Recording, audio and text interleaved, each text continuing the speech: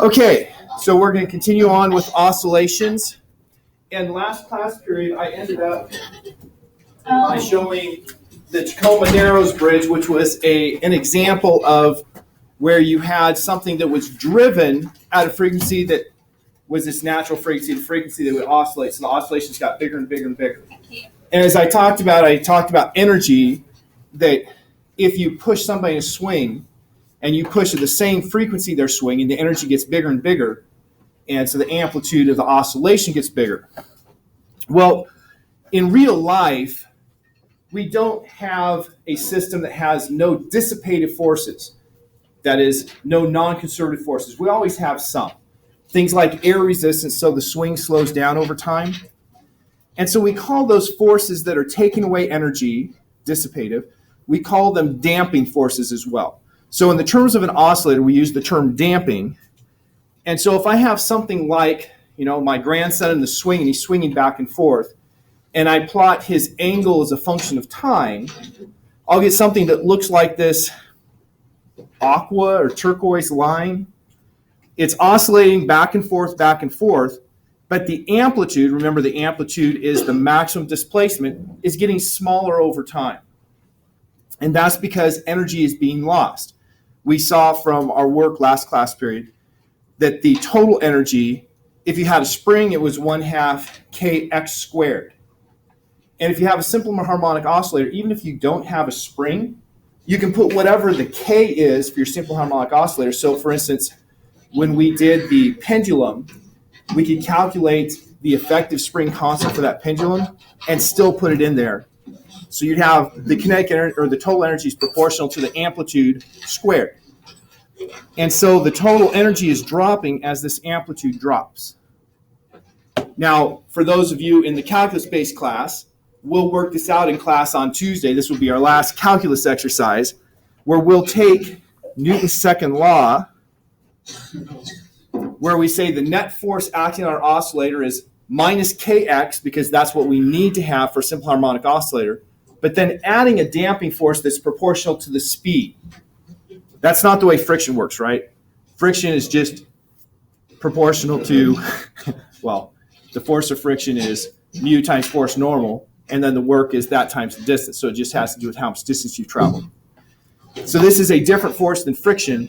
It's more like the force you have if you have something moving slowly through a fluid, which is what's going on when you have a child on a swing, right? It's also what's going on in shock absorbers in a car. It's what's going on in those little door closers that make it so the door doesn't slam. You basically have a piston with fluid in it, a cylinder with fluid in it with a piston with a hole in it. And so when there's a force pushing that piston in, fluid goes through the hole, and that's giving you the damping because it can't just all flow through. So if you have a small amount of damping, if this factor B is smaller than 2 times the square root of k times m, then your motion will have this for the equation. There are 3 solutions to this situation. That's the first one. The one if you have a small b, notice the first term here. E to the minus alpha t. As time gets bigger, that's an exponential to a negative exponent, e to the minus something. So as time gets bigger, that's getting closer and closer to 0. And so you can actually take this shape and say, this line here, which is somewhere between purple and black, it's purple, actually has the equation of a e to the minus alpha t. We call that the envelope because that's setting what the amplitude is at any time. And that's telling you about the energy loss. That alpha is just related to your damping coefficient B and the mass. Doesn't depend on the spring constant, just the damping coefficient and the mass. And then you have the sinusoid, but if you had no damping, it would have resonated at frequency omega odd equals square root k over m. We've already seen that worked out, why that's true. But if you have that damping force, it slows the motion down, so it's going to change the frequency. And so the new frequency, which we're going to call the resonant frequency, is the square root of its natural frequency. The square root of k over m is natural.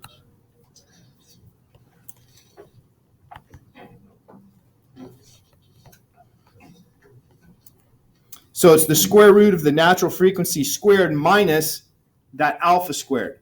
Alpha is sometimes in electronics, at least we call it the Neper frequency, but it's the thing that's telling you how quickly it's losing energy. And so this one here is called the resonant frequency. Resonance, no RO. I got 2 letters ahead instead of 1. So an underdamped oscillator still oscillates. It goes back and forth, but it's losing energy over time because of the damping force. Notice this has marked capital T. What does capital T stand for? Period. That's the period. It's the time to do one cycle. And we have already worked out the relationship that omega R is equal to 2 pi FR. So that's 2 pi over the resonant period. So you can translate from that angular frequency to the regular frequency to the period. So that's our first case for damped oscillator. Underdamped, it continues to oscillate, but the frequency has changed a little bit, and eventually the oscillations die out. There are 2 other cases, critically damped and overdamped. And I'm going to talk about overdamped first. So overdamped, here's an example of overdamped. Very noticeable, this is not oscillating. It goes out and it comes back. Depending on how you start it, you could have started it, for instance, down here and given it a massive upward speed. It would have crossed 0 once. At most, overdamped can cross the 0 once. If you start on one side going really fast the other direction. It will never cross out here, but it can cross there.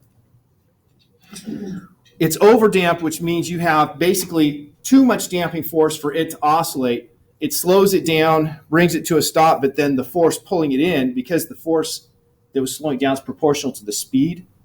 Once you get stopped, there's no force slowing it down. It starts coming back in and comes in very slowly because of that really strong damping force. So it takes a really long time to come to equilibrium with an overdamped system. For the overdamped system, your damping factor, that was supposed to be greater than 2 times square root of Km. Less than was underdamped, greater than is overdamped. Right, so you have too much of a damping force. With the same Newton's second law equation, you get a different solution. You get a different solution because there's a square root in the answer. And with the underdamped, it was the square root of a negative value. With the overdamped, it's the square root of a positive value. So that's why they're different solutions. And so in this case, you have that same exponential term, but then you have 2 other exponential terms. Now notice the first one, e to the beta t. What's going to happen to that term as time gets large? It blows up. And so you might get concerned like, wait a minute, this equation says that the amplitude could just get bigger and bigger and bigger with time. But that can never happen because you always have the magnitude of alpha is greater than the magnitude of beta. Because beta here is described as the square root of alpha squared minus omega naught squared. So when you have e to the minus alpha t, e to the beta t, that's always the net e to a negative value multiplied by time. And then you have a second term here with the minus sign for beta.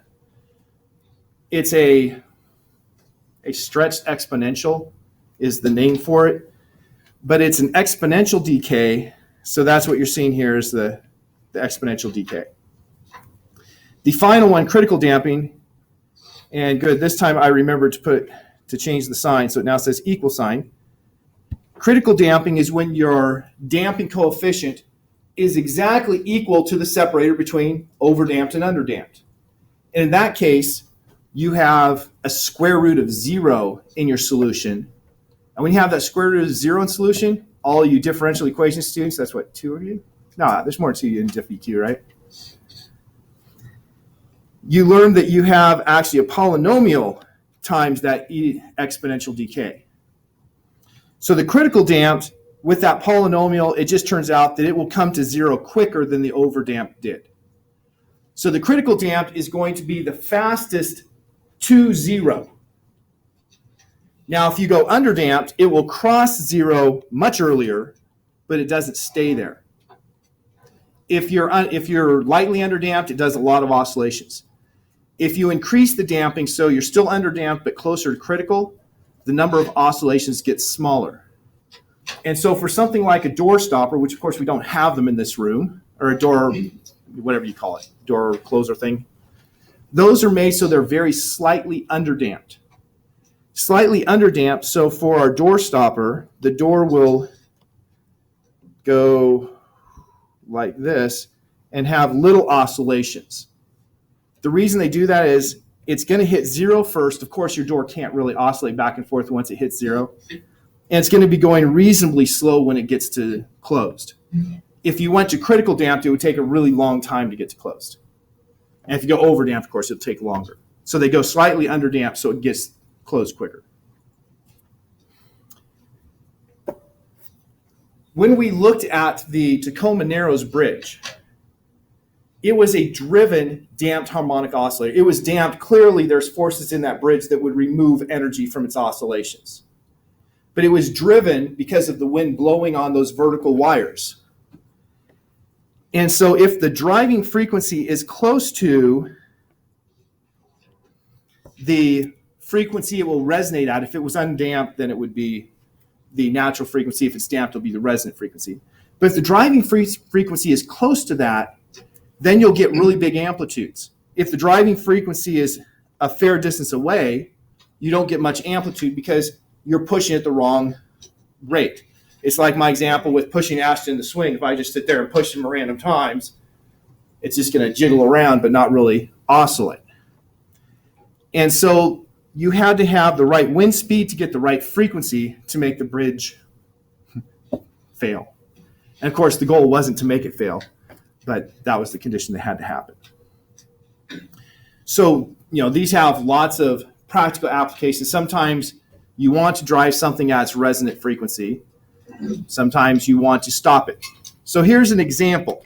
First clicker question. An automobile has shock absorbers to dampen the bounce of the springs. For a standard car, when you push down on the fender and release it, it should oscillate about 3 or 4 times before it comes to rest. Which kind of damping is that?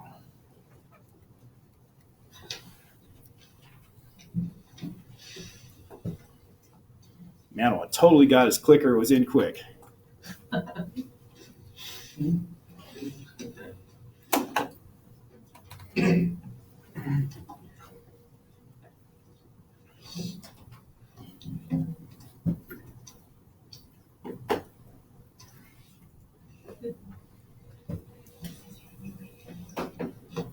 While people are answering, a student pointed out I made a mistake on the homework assignment that's due tonight. It apparently has a week from tonight instead, so I will fix that. It really is due tonight.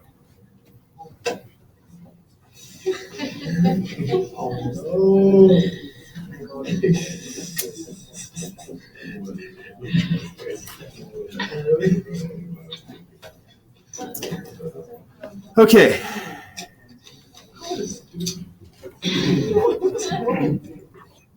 We'll try to stop it. All right, we had 8, 25, 6, 1, 4, and 0. Okay, that was pretty good. Let's see. My last one, Wagner's Segura. What was your answer here? I chose C. Okay, you chose critical damping, and what was your reasoning there?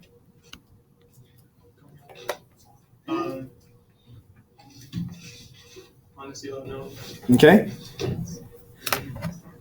If we evaluate these, you chose one of the 3 that was a real answer. That's a good start. The ones that weren't real answers here were those. But critical damping wasn't the correct answer. If we look at these, critical damping is going to be coming to 0 fairly quickly, but it's not going to oscillate. If we go to overdamping, the overdamping is going to come to 0 much longer. So that would be worse. And the correct answer here was underdamped Because for underdamping, it would, if you didn't, well, actually, this is a car. For underdamping, it's going to go like this, and it's going to die out reasonably quickly, but it's going to do a little oscillating. So the fact that it did oscillations, more than one crossing of the zero, meant it had to be underdamped. And they choose underdamped so the car will quickly come back to equilibrium and not have too much bounce around it. Now, if you get yourself a real luxury car, like you've got, I don't know, a nice Lexus or a Cadillac, they don't respond quite the same. Has anybody ever pushed down the fender of one of those cars? You push down the fender of that thing and it doesn't bounce. It just goes and comes back. That kind of damping is more along the lines of it's probably critically damped. Why do they have this to begin with? What would your car ride be like if you had no springs and no shock absorber? If you just had the axle welded to the chassis? Really bumpy. Anytime you hit a bump, the whole car would jerk. And so they take the axle and they put a spring on it, so that spring has, its position, it's how much it's going to be compressed with the weight of the car, and it cruises along, and then when you hit something like a hole, the tire goes down, but the car doesn't follow it because the spring pushed it down, and then it hits something and comes back up, and the car just comes down a little bit while the tire's doing its big action. So it makes the ride much smoother. But then you don't want, to hit that and then the car goes like this down the road for the next mile. So that's why you have the shock absorber, to make it so the car then doesn't oscillate after you hit the bump. Hey, Jess?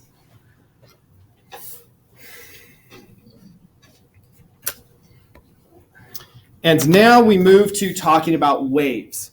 Now, I've been talking about simple harmonic oscillators, and I've mentioned energy a few times. A simple harmonic oscillator had energy going between two different types, kinetic energy and potential energy. And it was just transferring energy back and forth. A wave is a disturbance like a simple harmonic oscillator. It doesn't have to be a simple harmonic oscillator to be a wave, but we're going to talk about exclusively simple harmonic oscillators for waves. But it's traveling now. It's not staying put. If you talk about a pendulum, the pendulum, sure, the bob is moving back and forth, but it keeps coming back through the same positions. Whereas a wave starts here and ends up somewhere else. It travels. So a wave is a traveling disturbance, but it's still doing the same thing the oscillation was doing in terms of energy. It's having energy moving back and forth, and in the end, the wave will deposit energy. So it'll take energy, like right now, I'm speaking. I have molecules that come out of my mouth and hit other molecules, cause a chain reaction of motion until those molecules come and get to your ear. Now, the molecules coming to your ears in this classroom, clearly also at Southwestern, are not the same ones that came out of my mouth. But there was a chain reaction that made molecules move and transmitted that energy. And then your ear vibrated with that signal, the higher pressure, lower pressure, and turned it into something that you could interpret as sound. So it was energy being transmitted.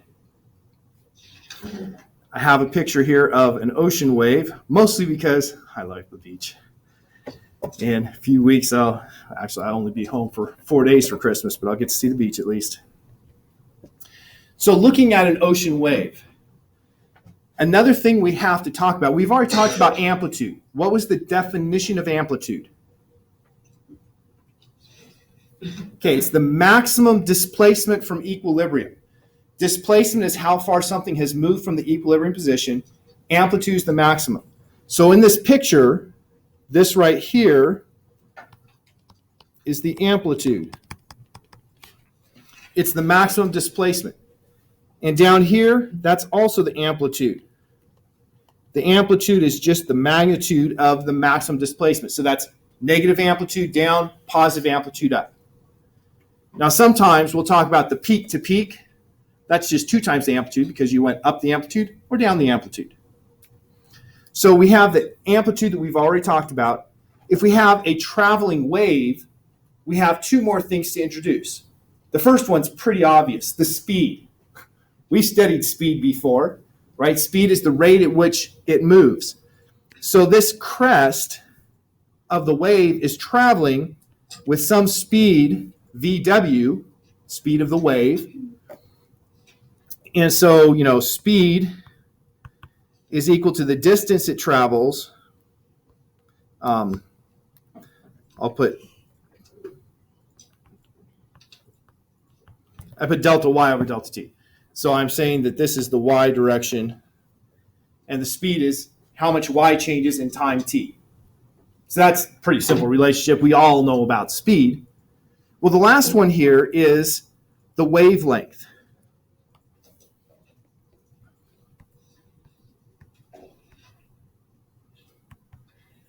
Lambda is that's the lowercase lambda, the lowercase l in Greek.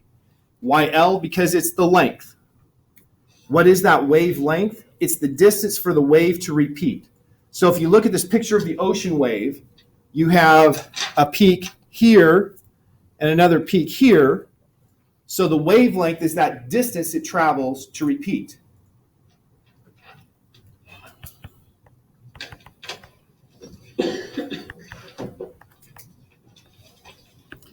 Now, from our oscillations, simple harmonic oscillators, we also talked about the time it takes for it to repeat. What do we call the time it takes for something to repeat? The period. So the period, I wish my hand could keep up with the brain, is the time to repeat. So if I take these two together, the speed of the wave is equal to the distance divided by the time. And so if I just take the distance for it to repeat divided by the time for it to repeat, that gives me the speed of the wave. So there's a simple relationship between the speed of the wavelength of the wave, and the period. We usually write this as frequency multiplied by wavelength, since frequency is 1 over period. So I only have to know two of these three. If I know the frequency and the wavelength, I know the speed. If I know the speed and the frequency, I know the wavelength. It's a simple relationship, and it's one that we're going to use in problems. So this was just definitions and getting our little mathematical relationship there between the wavelength, the frequency, and the wave speed. Now, something I'm going to point out right now, that wave speed is how quickly the wave is traveling.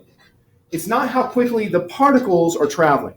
Because with this ocean wave, what's actually moving? What's physically moving with the wave? It's water molecules.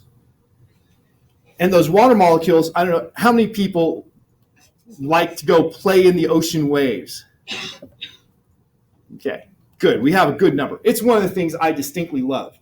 Nowadays, I'm more like a cork playing in those waves, floating around. But when you play in the waves, as the wave approaches you, what direction do you feel pulled?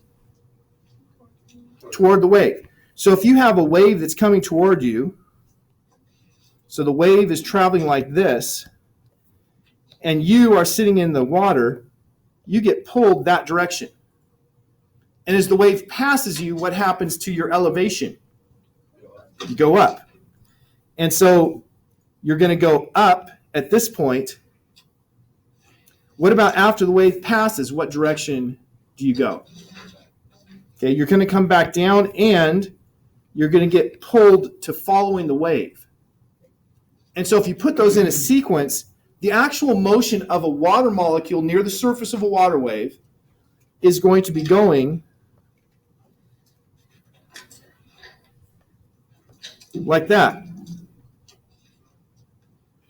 And so the actual water molecules are moving around in a circle or an oval while the wave is traveling forward and passes it. Where's the molecule end up? Pretty much where it started. Pretty much, not exactly. And so the molecules basically stay put, but do their little motion. The particle motion is not the same as the wave speed. Could be faster, could be slower, depending on where you are in your situation. So we have to keep in mind that we're talking about the wave speed VW. It's not the speed of the particles. Likewise, when I talk about a sound wave, it takes time for sound wave to go from my mouth to your ears, but that's not the same as the speed of the molecules in the air. They are related, but it's not the same. Okay, two fundamental types of waves. So I'm going to have Alex come up here to hold one side of this. I'm sure it's fine. So we can illustrate the two fundamental types of waves. So I have my Slinky. Being a physicist, I have all kinds of cool toys. And one kind of wave is the wave that we call a transverse wave. And it's probably the one you're more familiar with. Transverse means perpendicular. So I'm going to have my displacement perpendicular to the direction that the Slinky is going. I pull this up, and when I let go, you see that I had a pulse that was moving vertically while the wave was traveling horizontally. That's the key to a transverse wave. The displacement was perpendicular to the direction of motion. The other kind of wave, called a longitudinal wave, is made when you have the motion of the particles the same direction as the motion of the wave. So here I've just compressed it, I let go, and you see that wave traveling back and forth. The little piece of the Slinky are just moving parallel to the direction of the Slinky. So those are our two fundamental types of waves. One more thing, just in case you've ever seen this. Has anybody seen demonstration where you take a Slinky and you drop it? Mm-hmm. What happens? The top of the Slinky falls. The what? The top of the Slinky falls over. The bottom stays frozen. Okay, the bottom actually stays in a fixed position as the top falls down until they slam together, and then the thing falls like a rock. So, like, obviously we're not going to do it here, but take your iPhone, use the slow-mo camera, and just take a picture, and you can probably see that it hit about here where the bottom was and then fell. It's really cool if you take a picture with the camera in slow-mo. Why would it work that way? Okay, initially, I was holding up, there's a force of gravity pulling down, and there's a center of mass that's probably going to be somewhere around here. Well, when I let go, what's going to happen to that center mass? It's going to fall at the acceleration of gravity. And what happens to the stuff on top? It's being pulled by more than just gravity because it's being pulled by the spring toward the center of mass. So it gets pulled and comes down faster. What about the bottom? It's being pulled upward by the spring, downward by gravity. And it turns out that the very bottom just stays fixed while the center of mass comes toward it because it has that upward force due to the spring. And that's all we're going to do for analysis. We're not going to go through it being real specific on it. But it's a really cool phenomenon, something that we can understand. So here's the transverse wave picture. What was the key to define this as transverse?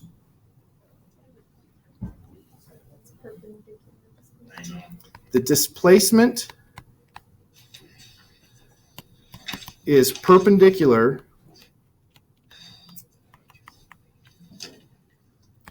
to the wave velocity.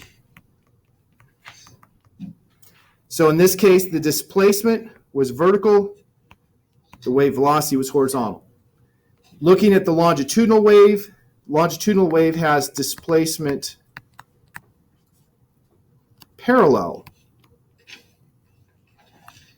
to the wave velocity. So we had the wave velocity was horizontal and the displacement was horizontal. Now, those are our two fundamental types of waves. When we looked at the water wave, which type of wave did I describe with this picture? What direction was VW? It was like this. What direction was the displacement?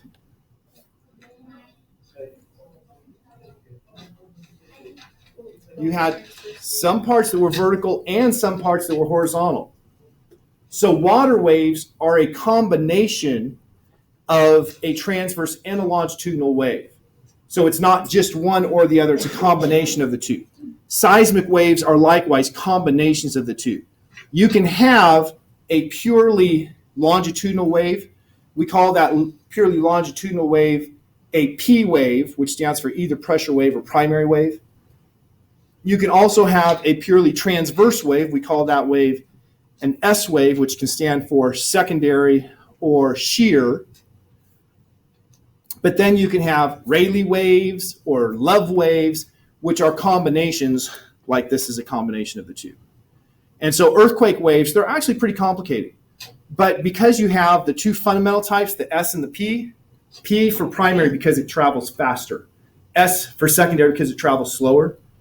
If you have an earthquake and you measure when the S wave comes and when the P wave comes, by taking the difference in time and knowing the speeds of the S and P waves, you can determine how far away the earthquake is. So a single measuring station can determine how far away you may not know this word, the place where the earthquake occurs is not called the epicenter. It's called either the focus or I can't remember the other word. Well, the focus is one of them, so I'm going with that one. And so you can find the distance to the focus. If you have two different stations, then you can make two circles. Well, they're not really circles because it could be on the surface or it could be down below. The epicenter, by the way, is the point on the surface of the earth above where the earthquake occurs. If you have a third station, then you'll be able to pinpoint exactly where the focus was, where the earthquake occurred. Question, Holly? Which ones are P waves and which ones are S waves? Okay, P waves, let me just go to these.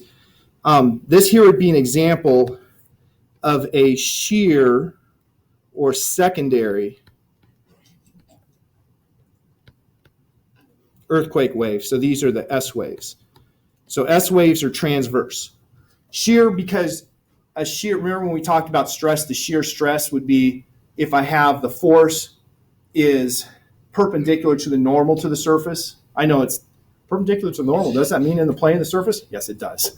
But that's what defines shear. So in this case, you have a shear wave because the forces are this direction and the surface that it's acting on is going that way.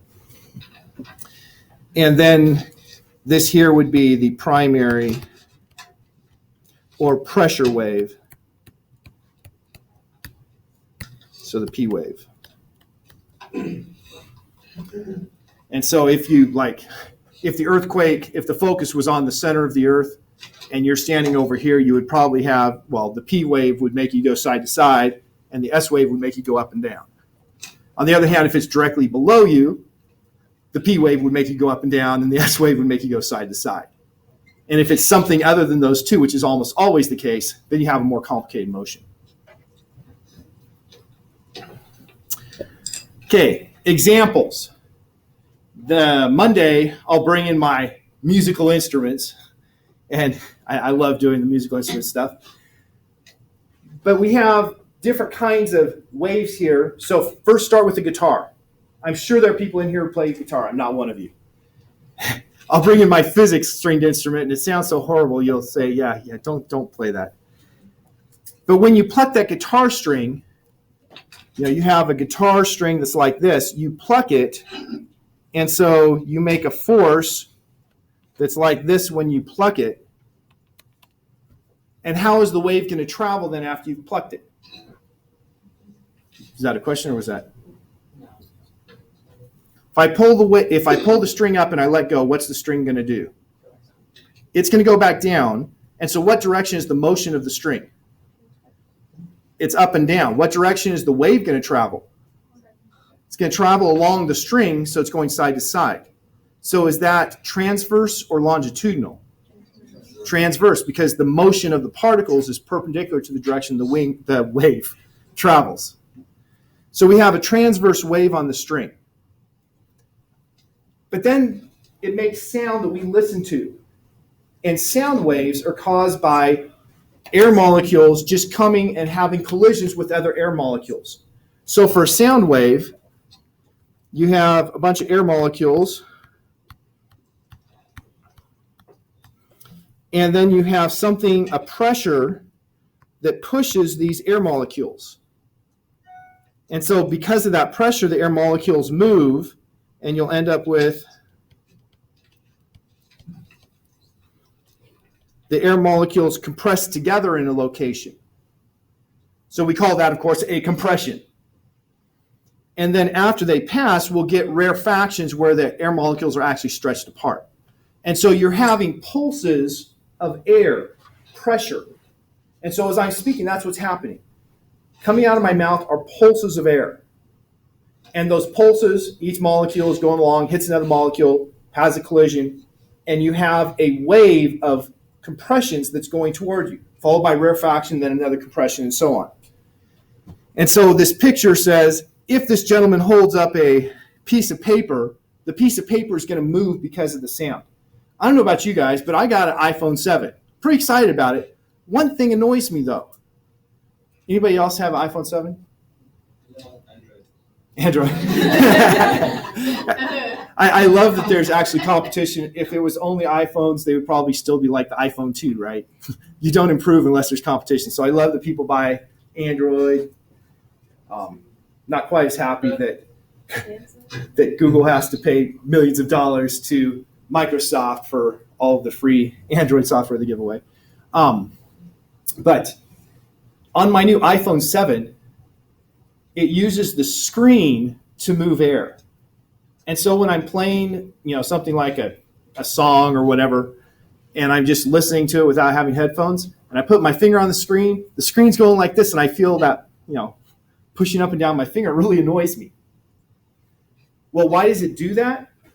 Because the whole goal in a sound wave is to move air. Well, you have that big screen. You can actually move more air with that screen if it moves easily. And so the screen is essentially the speaker that's moving the air to make the sound wave. If you don't know, the iPhone, if you look at the bottom of the iPhone 7, it has a speaker there. It has holes there that do absolutely nothing. That's where it used to have the headphone jack. They took the headphone jack out and they made it look like they put a speaker in there, but they did not. Thank you, Apple. And just in case anyone was considering that iPhone 7 situation, it really is annoying that you have to not only have your headphones with you, but you have to have that adapter. If you go somewhere without that adapter, you can't borrow somebody else's headphones. You just can't use them. It's a bad move. Not physics today. So 2 different types of waves involved with just this sound. Now there's a third piece of this situation that's not shown. What's going on from here to here? It's been changed from a physical motion to an electrical impulse. You have things, and we'll learn about how this works next semester when we learn about electricity, but they've taken the motion of the strings, they actually magnetize the strings, and then they measure the change in magnetic field strength and convert that into a signal that's an electrical pulse.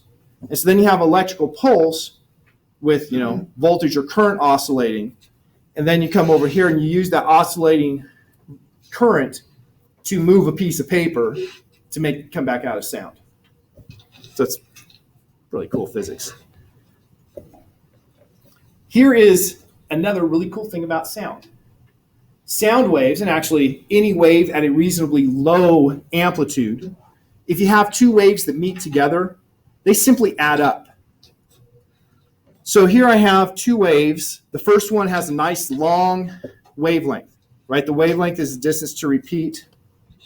So going from there to there. Now actually, if you look at this, they didn't put their 0 position in the right place. They put it too high, right? This distance here is not the same as that distance. That's not my concern, though. But the distance to repeat is going to be what I marked with the blue. So that's the wavelength. This one here has a much shorter wavelength. It's just to repeat. Why is it not going from here to here? Okay, it's not repeating because it was going up and to the right at the first place and going down and to the right at the second place.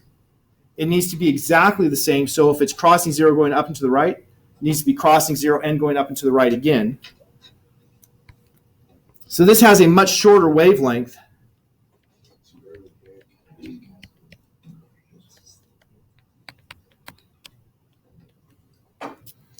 And if we add these 2 together, we just take the amplitude that we had here plus the amplitude that we had here, and we add those 2 together, and we get the total amplitude.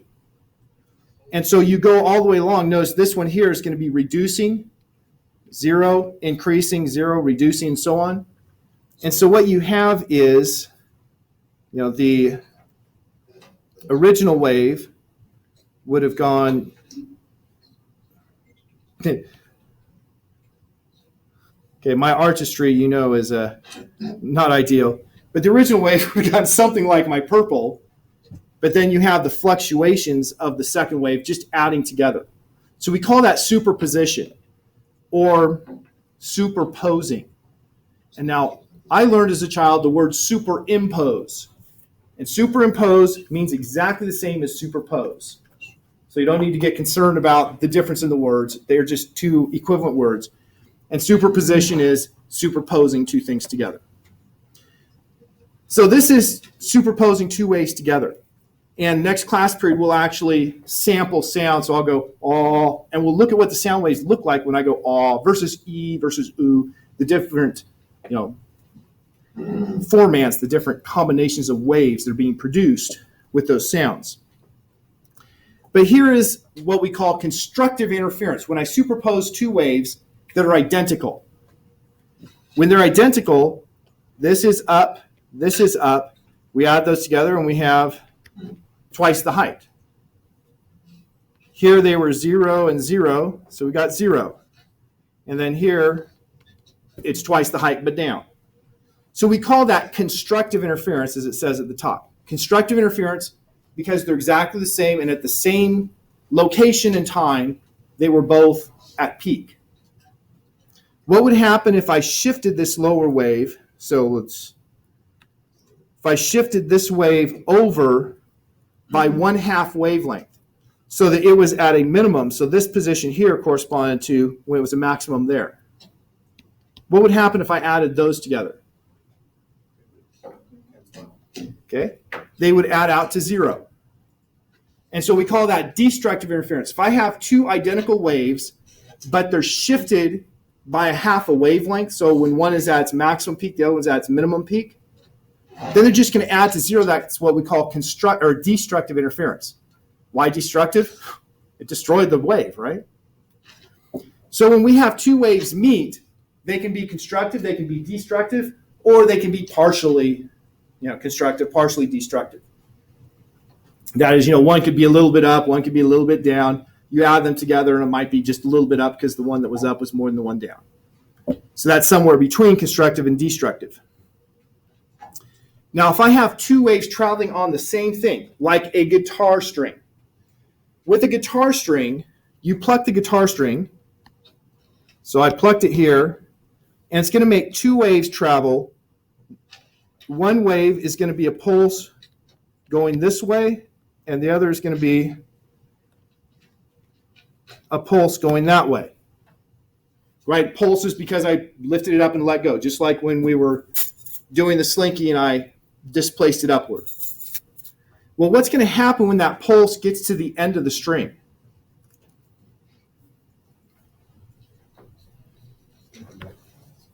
Okay. When it hits the end of the string, it's going to reflect back. The question about how it reflects is a good physics question. When it comes to the edge where it's fixed in place, I have, let's say, the wave was coming like this. So what direction is the force that the string is putting on the little knob that's holding it when it gets to the end of the... Man, I'm doing really well at English. What direction is the force the string is putting on the black dot that's holding it when the wave gets there? Now, of course, there is a horizontal component, but what direction is it always? What direction is always the force of tension? Okay, it's parallel to the string in the direction going away from the thing it's attached to. That's what you meant by opposite. And so it has a force of the string that's pulling upward on that peg. I'll use as many words as I can for that little black dot that's holding the string in place. Well, if the peg is being pulled up and to the right by the string, then how is the peg pulling the string? Down to the left. So I'm going to have the force pulling on the string. Please be that color.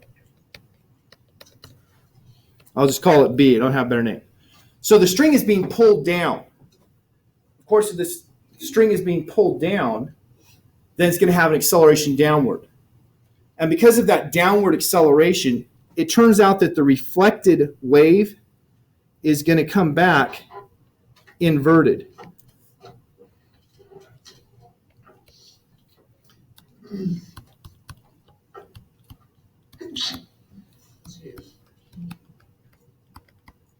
So when a wave comes to an obstruction that doesn't allow the string to move, the reflection's inverted. So I'll have the wave come back upside down. Now I could have the other thing. I could do something like this, have this hanging down and have a wave going side to side. When the wave gets to the bottom of this, there's nothing holding it in place. So instead of being pulled back to equilibrium, right, like this, it'd be pulled back to equilibrium. But if it's just hanging, it's just going to keep going because it has momentum because of the wave. And so that momentum makes it so if it's not attached to anything, it actually reflects back exactly the same direction it started. So if I have a wave that hits a solid barrier, or fixed barrier is probably a better word, then you have the inverted reflection. But if it's a free end, then not inverted. And once again, next semester, this is going to be really important when we talk about optics and light. Yes? So if the wave is running in one direction and it comes back inverted, would that actually be constructive interference? It depends on the frequency of the wave. And so that's where I'm getting to. That's where we're headed. Now here I showed a little pulse, but it's a little more, this is a little simplistic. When you pull on that string, what really happens is the entire string pretty much tense like this, right?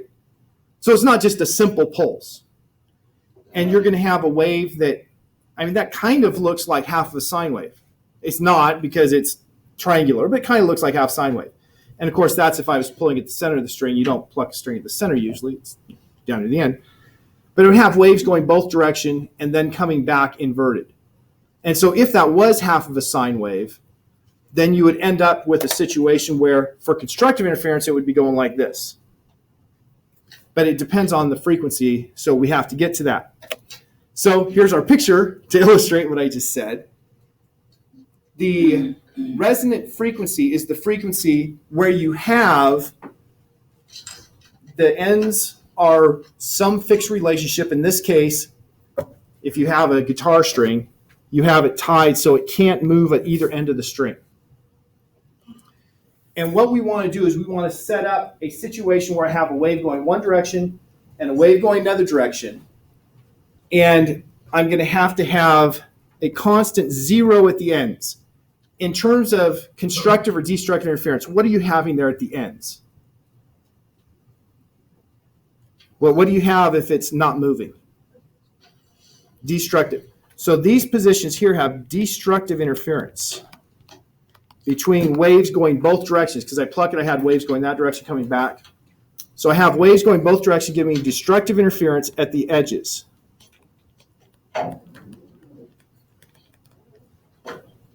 We have a name for the places where we always have destructive interference. We call those nodes. And so these here have the word node because it's destructive interference. And I just heard people closing a book and looked at the clock. I'm going to stop here because this is a good place for starting the next lecture. So have a great weekend.